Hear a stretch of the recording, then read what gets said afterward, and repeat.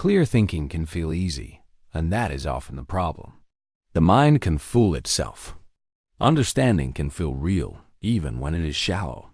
Your mind can produce a clean answer and give you a sense of control.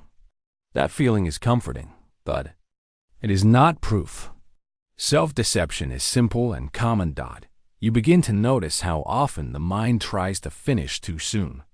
An idea feels clear, so you assume you understand it. You stop asking for details. You stop checking the steps. The feeling of clarity becomes a stopping point. Instead of relaxing, you treat that feeling as a signal to test. A feeling of understanding must be tested before it is trusted. The brain dislikes empty space in knowledge. When you do not know something, tension appears. The mind tries to remove that tension quickly by filling the gap with a guess. The guess may come from memory, habit, or something you heard before. It may come from a simple story that seems to fit. You notice how fast this happens. You hear a term and assume you know it. You hear one fact and assume the whole topic is clear.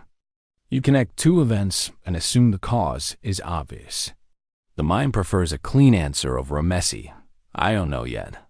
Shortcuts help you move through life, but they can also create false confidence. They make guesses feel like knowledge. This habit is not a flaw in your character. It is a normal feature of the mind. The solution is not shame. The solution is checking. The brain's need for certainty can create fake understanding. You can feel like you understand and still be wrong. Familiarity is not the same as depth. You may have heard an idea many times. You may know the general message.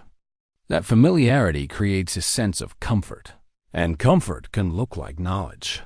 The gap appears when you try to explain the idea in detail. You try to define each part and connect the steps. Then, you hit a weak spot. You use vague language. You skip links. You say, "It just works."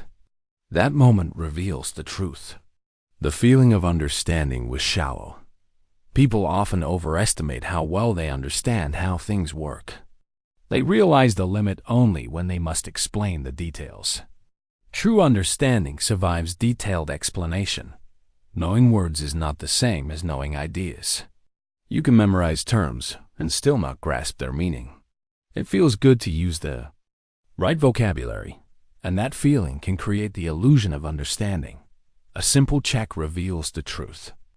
Can you define the word in plain language? Can you connect it to a real example? Can you explain how it works step by step? If you cannot, the word is only a label. A reliable method is to explain the topic as if teaching the beginner. Avoid jargon. Use short sentences. Define each term. When you reach a part you cannot explain, mark it as a gap and study it. Simple language forces honesty. Words alone do not equal understanding. Every explanation has steps, even if you do not see them. False. Understanding often comes from missing steps. You jump from a fact to a conclusion. The jump feels smooth, so it feels correct. But the hidden steps may contain guesses instead of evidence. To expose gaps, slow down and make the chain visible. Write the claim in one sentence. List the reasons behind it. Ask which reasons are facts and which are assumptions. Ask what you might be ignoring. Often you will find parts you never checked. A claim is only as strong as its weakest step. If one step is unclear, the conclusion is unclear. If one step is unsupported, the conclusion is unstable. Small parts can be tested. When gaps are visible, you can fix them. You can learn the missing piece or adjust the claim. Gaps must be found before understanding is accepted. Fast clarity is often unearned. The first feeling of "I get it" usually comes from fast thinking. Fast thinking is built for speed. It uses patterns and fills gaps to produce a clean story quickly. That story can feel like real understanding. You can notice two modes in your mind. One reacts and concludes quickly. The other checks and explains. slowly. Fake clarity often comes from the fast mode. When something feels obvious, treat it as a warning. Ask what the idea really means. Ask what would show it is true and what would show it is false. When you feel instant clarity, pause. Restate the idea in plain words. Explain it step by step. Look for the weak point. If the clarity is real, it will survive the pause. If it is fake, the pause will reveal the gap.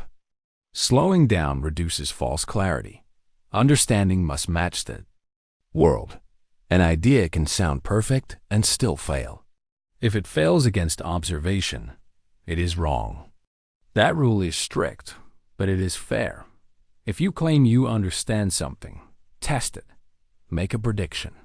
See if it holds. Check whether the idea works across cases, not just one example. Observe first.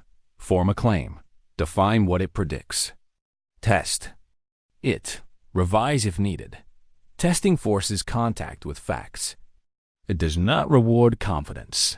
It rewards accuracy. Outside a lab, testing can still be real. It can mean looking at data, repeated outcomes, clear evidence, or careful measurement. If you cannot connect an idea to reality in a checkable way, you should not treat it as solid understanding. Evidence determines whether understanding is real. Confidence is not a shield against error. Your mind protects its beliefs and prefers evidence that supports them.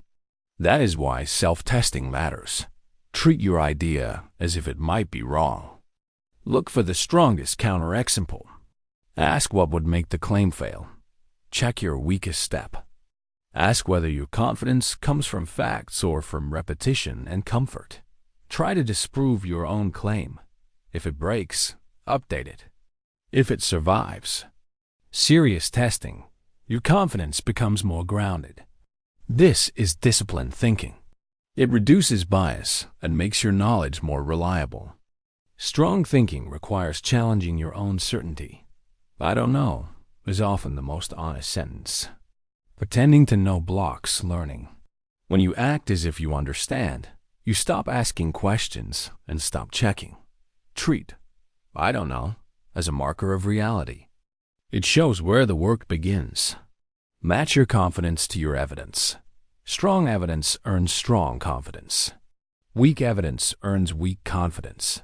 No evidence earns "I don't know yet."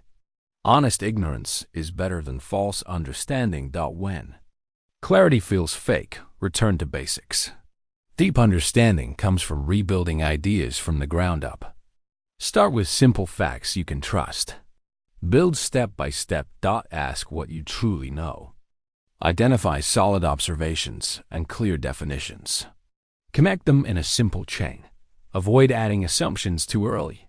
When you reduce a problem to basic truths and rebuild from there, hidden gaps become visible. Weak steps can be strengthened. Missing steps can be filled. Rebuilding from basics prevents bluffing and confusion. It turns borrowed language into real understanding. Strong knowledge is built from clear basic principles. Fake understanding fades when checking becomes normal. Clear thinking is a habit. The mind will keep trying to feel clear and finish early. You counter this by building a routine of honesty. When an idea feels easy, pause. When you use a term, define it in plain language. When you feel sure, ask what evidence supports it. When you cannot explain a step, mark it as a gap and learn it. Watch how you think, not just what you think. Notice when you are guessing or copying. Notice when you are using words without meaning. You do not need perfect knowledge. You need honest labels. Known, unknown, tested, untested. When checking becomes normal, fake clarity loses its power. Clear thinkers verify their understanding before they accept it.